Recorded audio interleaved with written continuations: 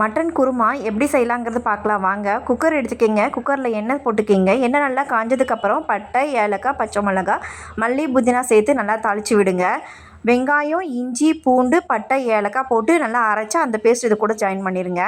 பச்சை வாசனை போனதுக்கப்புறம் தக்காளி சேர்த்து நல்லா வதக்கி விடுங்க. உப்பு 3 ஸ்பூன் அளவுக்கு மிளகாத்தூள் சேர்த்து நல்லா கிளறி விடுங்க.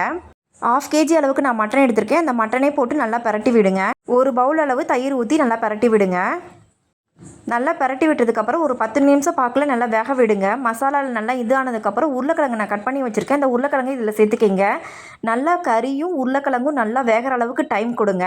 அதுக்கப்புறம் நீங்கள் உங்களுக்கு தேவையான சால்னாக்கு தேவையான அளவுக்கு நீங்கள் தண்ணி சேர்த்துக்கிங்க. இந்த மாதிரி நல்லா கொதிச்சதுக்கப்புறம் அரைச்சி வச்ச தேங்காவை இது கூட சேர்த்துக்கிங்க. தேங்காய் போட்டதுக்கப்புறம் ஒரு 10 நிமிஷம் பாக்கில் கொதிச்சா போதும். பலவு சோறு அதுக்கு தேங்காய் எண்ணெய் போட்டுக்கிங்க. பட்டை, ஏலக்காய், வெங்காயம், இஞ்சி, பூண்டு பேஸ்ட்டு, 2 போல் பச்சை மிளகாய், தக்காளி, மல்லி, புதினா எல்லாம் போட்டு நல்லாவே தாளித்து விடுங்க. அரிசிக்கு தேவையான அளவு தண்ணி ஊற்றிக்கிங்க. நான் இன்றைக்கி 4 டம்ளர் அரிசி எடுத்திருக்கேன். சாப்பாடுக்கு தேவையான அளவு உப்பு போட்டுக்கிங்க. இந்த போல் நல்லா கொதிக்கிற அளவுக்கு வெயிட் பண்ணுங்கள். அரிசி இதில் சேர்த்துக்கலாம். அரிசி சேர்த்ததுக்கப்புறம் நல்லா ஒரு கரண்டி வச்சு நல்லா மிக்ஸ் பண்ணி விட்டு குக்கரில் போட்டு க்ளோஸ் பண்ணி மூடி வச்சுருங்க. 3 விசில் வர வரைக்கும் வெயிட் பண்ணலாம். இப்போ 3 விசில் வந்துருச்சு.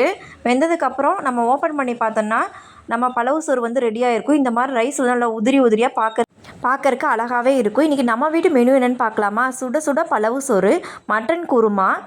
நீங்களும் இந்த மாதிரி வீட்டில் ட்ரை பண்ணி பாருங்கள்.